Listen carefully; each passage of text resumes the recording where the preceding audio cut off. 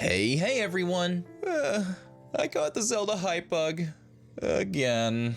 Anyway, we need to say it. Finally, it's here, it's real, it's tangible, and so satisfying. But Tears of the Kingdom is finally upon us, and after so much theorizing and speculating, it's nice to actually have so many of my videos finally shine through and live to see the day they change from a Zelda theory to a Zelda fact. But look, I'd rather spend 10 minutes trying to tell you to subscribe and watch my other videos instead than do that. But that's not what you're all here for, is it? No.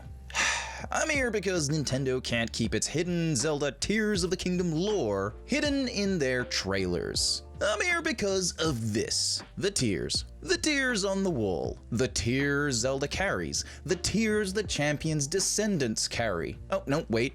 Where's Unibo? Where, Nintendo? Where is the Goron? You can't hide him forever, Nintendo. Nintendo, release the Goron. Dinner. Anyway, let's slap on our thinking hats, chug that Thonk juice, slice up some onions so we can shed some tears for our lost Goron brother, and immediately dive into the Zelda Theory before I run out of screen time. Okay, so let's just start this video acknowledging the big bad Ganondorf. The main man, G-Man himself, confirmed as a villain in Zelda Tears of the Kingdom. Dude is looking like his usual buff, Chad, hydrated self, and the thing is, in almost all the Zelda titles he's been in, he's had a gemstone on his forehead, and in all this time, not once did it occur to us that Zelda Tears of the Kingdom had been teased right in front of us for literally decades. Oh, you don't believe me? Look at Zelda's head. She's also got a gemstone on her head, basically in every Zelda title spanning back to Ocarina of Time and beyond, and lo and behold, she's also got a golden tear of the kingdom in her hands too. Even the descendants of the champions hold tears of their own, with a bright blue tear seen on Sidon's hand, a green tear on the bow of Tulin, a bright yellow tear in Riju's hair, and of course Unibo isn't anywhere to be seen, but we can probably assume he's alright and has his own tear and definitely isn't inside the belly of a very hungry fire dragon. But look, an interesting observation about one tear in particular is that in one scene, Zelda is shown holding a beautiful gold yellow tear in her hands, but then later in the trailer, it's shown that the mysterious lady in the final trailer is also wearing the same tear around her neck.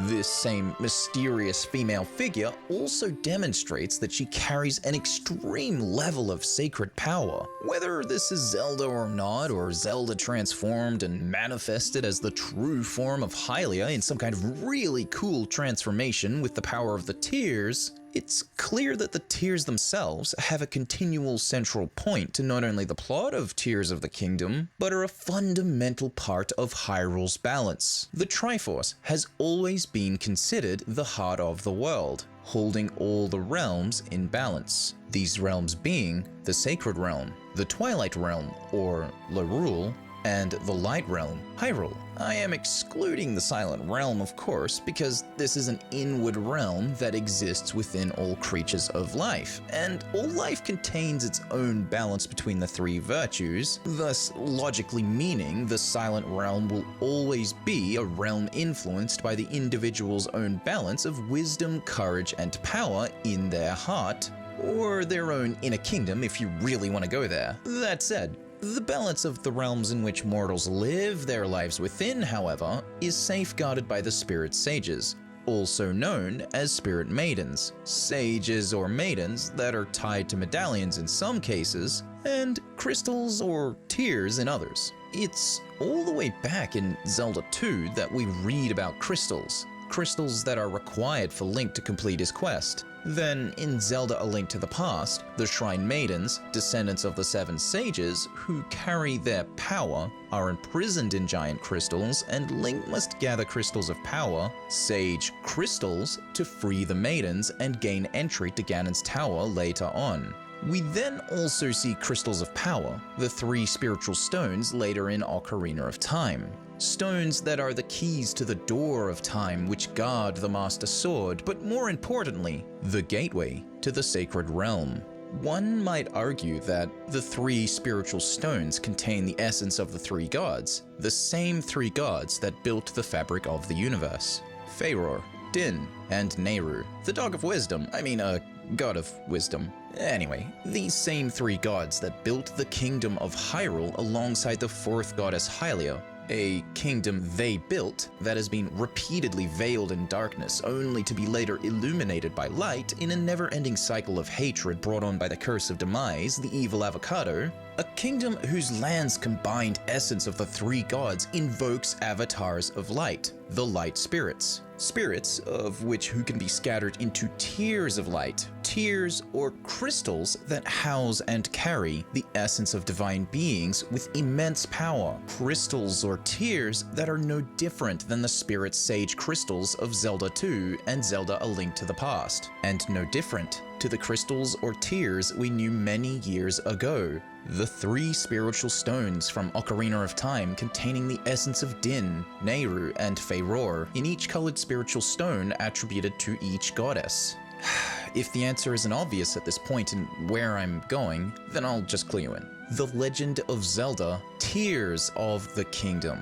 The legend about the Princess Zelda and the tears that are the crux of the kingdom's defenses and its natural order. The entire history of Hyrule and its kingdom have been built upon the tears, aka crystals of power, sacred power for millennia. These gems are the tears of the kingdom, tears that when in the hands of the sages facilitate the balance of Hyrule. When the powers are taken and the temples that amplify the sages' powers are desecrated for the dark whims of a singular bad actor's choices, Hyrule's balance between light and dark, water and fire, earth and sea, time and space are disrupted, and the powers of the tears' purpose perverted. As seen in Ocarina of Time, when Ganondorf took the power of the sages for his own ends, royally borking up the balance of the Light Realm. I should probably also mention Ganondorf siphoning and stealing the power of the sages isn't anything new, as it's practically a staple plot point in the series, what with villains like Yuga, Aghanim, and technically Vaati, except that sort of feels kinda more like Vaati wanting to speed date the sage maidens. Ugh. Weirdo. What's interesting to note, although this might feel like a bit of a tangent at first, but bear with me, is that if a person's heart is not in balance, they cannot hold the complete Triforce either. What is a person's heart then? What is a person's body, soul, and mind within the Zelda universe, if not a kingdom made from the same virtues of the three gods? And if one was to purify their own kingdom, their own realm, their silent realm, like Link in Skyward Sword purifies his own three attributes in his own inner silent realm, well, then maybe we can understand what the silent realm actually is, and also why Ganondorf has one of the sacred tears of the kingdom on his forehead. The silent realm is almost seen as a kingdom unto itself. If the body was Din, the mind would be Nayru, and the soul would be Farore. Where I'm going with this little tangent is that perhaps Ganondorf will turn inwards to soul search deep within his own silent realm, his own heart or kokoro, and purify himself from Demise's influence. Maybe it will involve the power of the sacred tear he possesses. Ganondorf may even just accidentally cast himself into his own silent realm whilst attempting to tap into the powers of the kingdom's tear he possesses. We know that the tears gathered in Twilight Princess heal and purify the lands once they form into the light spirit that held the balance of light within that domain. Will Ganondorf's tear purify Demise's hatred from his own inner kingdom, the Silent Realm? Who knows? But something I want to bring up is that perhaps the figure seen here in the final trailer isn't actually Ganondorf standing before a giant blood moon or a bowl of malice being readied for an attack, but instead Demise. Well, maybe that's a possibility, but perhaps that's very deep down the copium rabbit hole, a hole Nayru wants to plug deeply with some Flex Seal. Link in the top right to that video. That all said, let's at least address something about these tears that is very likely and a strong possible lore point in Zelda Tears of the Kingdom. It's more than likely that these tears contain sacred power and are deeply tied to the balance of light and darkness within the Kingdom of Hyrule. They are the tiers of the kingdom, the tiers of the gods that created the kingdom, tiers that almost without a doubt possess the spirit and power of the sages that will once more manifest into reality and be handed down to new sages, the champion's descendants. What power these tiers may grant is deeply speculative, but perhaps these tiers possess transformative properties, allowing the holder chosen by the tier to, in a sense, take on some of the physical, mental, or spiritual attributes of the spirit sage within and have the sage's power added to the carrier's own. The champion's descendants Link, Zelda, Sidon, Riju, Tulin, Unibo are all obvious candidates for a sage's tier or sage's crystal. But Ganondorf? A villain with intent to disrupt the kingdom's balance. He clearly has a sage tier on his forehead. How could Ganondorf be worthy of a tier unless perhaps he was given one prior to being sealed? Well, perhaps it comes back to the fact that the 7 sages are nowhere to be seen in Hyrule during the period Breath of the Wild takes place. Perhaps the answer to the sage's disappearance, as well as Ganondorf's ownership of a sage tier in spite of being sealed away, goes back tens of thousands of years, broiling down into a singular plan. An executive decision made long ago to purify and redeem Ganondorf. Let me give you this to imagine. After a millennia of continual conflict with the prime evil demise and its many incarnations, this evil would one day begin manifesting as a Gerudo male, born every 100 years, destined to become king of the Gerudo and later inherit and become possessed by Demise's hatred and become obsessed with power, turning evil and destructive. Eventually, this man would seek the power of the gods for his own ends, go on to attain a tier from the sages before inevitably being subdued and defeated by the hero and a princess, subsequently being sealed away with the might of all the sage tiers, including his own. It's within this hypothetical scenario that Hyrule's forces of light already know of yet another return of Ganondorf and had made preparations. Ganondorf, in his arrogance and hubris in taking the sage's power, inadvertently fell into a trap of taking a sage's tier, thinking this power would simply be his and his alone, only to later have the forces of light use this tier against him and seal Ganondorf to one day purify him of the hatred of Demise and allow Ganondorf to be free and fulfill his own destiny as a spirit sage. Some thousands of years later, during a final and decisive battle with all of the tiers, all of the chosen final sages that will end the cycle of hatred by first ending the hatred in Ganon's heart, to bring an end to the cycle of hatred and unending war and finally exit the bootstrap paradoxical time loop of the entire Zelda timeline, and perhaps,